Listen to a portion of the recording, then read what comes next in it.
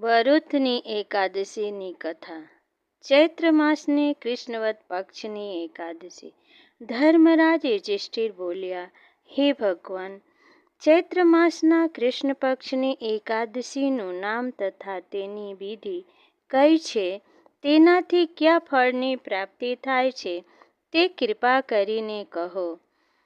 શ્રી કૃષ્ણ ભગવાન બોલ્યા, હે રાજન, ચૈત્ર માસના કૃષ્ણ પક્ષની એકાદશીનું નામ વિરુથની છે. તે સૌભાગ્ય દેનારી છે. તે વ્રતથી મનુષ્યના સમસ્ત પાપ નષ્ટ થાય છે. જો આ વ્રત એક દુઃખી સ્ત્રી કરે છે તો તેને સૌભાગ્ય મળે છે. વરુથનીના પ્રભાવથી જ રાજા માંધાતા સ્વર્ગમાં ગયા હતા. આ રીતે ધુંધુમાર આદિ પણ સ્વર્ગમાં ગયા. વરુથની એકાદશીનું વ્રત ફળ 10 સહસ્ત્ર વર્ષ તપસ્યા કરવાના ફળ બરાબર છે.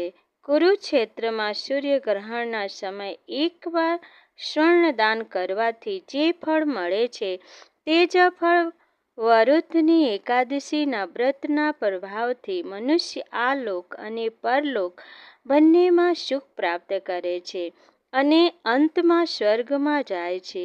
હે રાજન, એકાદશીનું વ્રત કરવાથી મનુષ્યને આ લોક અને પરલોકમાં મુક્તિ મળે છે.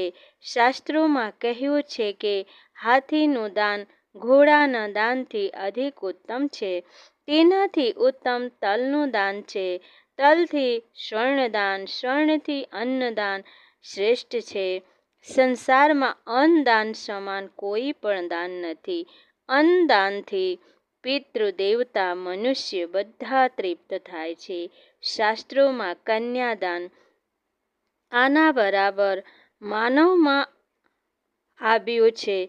વરુથની એકાદશીના વ્રત અન્ન અને કન્યાદાનનું ફળ છે.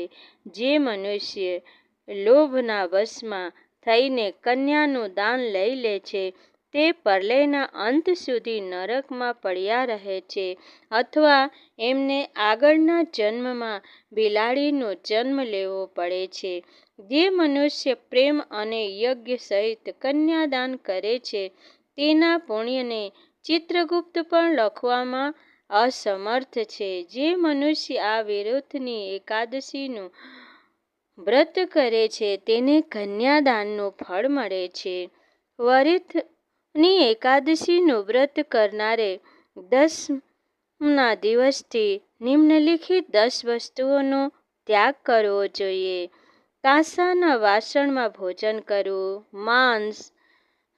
ત્રીજા, મસૂરની દાળ. ચોથ, ચણા, ડુંગળી, શાક, મધ. બીજાનું અન્ન બીજી વાર ભોજન કરવું. સ્ત્રી સાથે અથવા અન્ય કોઈની સાથે બ્રહ્મચર્યનું પાલન. એ દિવસે જુગાર ન રમવો તથા શયન ન કરવું. એ દિવસે પાન ન ખાવું, દાંતણ ન કરવું, બીજાની નિંદા ન કરવી, ચાળી ચુગલી ન કરવી અને પાપીઓની સાથે વાતચીત પણ ન કરવી. એ દિવસે ક્રોધ ન કરવો, જૂઠું બોલવાનો ત્યાગ કરવો જોઈએ. આ વ્રતમાં મીઠું, તેલ, અન્ન વર્જિત છે. હે રાજન, જે મનુષ્ય આ એકાદશીનું વિધિપૂર્વક વ્રત કરે છે તેને સ્વર્ગલોકની પ્રાપ્તિ થાય છે. જે મનુષ્ય યમરાજથી ડરે છે એમણે આ વરુથની એકાદશીનું વિધિપૂર્વક વ્રત કરવું જોઈએ. આ વ્રતના મહાત્મ્યને વાંચવાથી 1 સહસ્ત્ર ગોદાનનું ફળ પ્રાપ્ત થાય છે. આનું ફળ ગંગા સ્નાન કરવાથી ફળ મળે તેવી બધું હોય છે. જય એકાદશી માતા.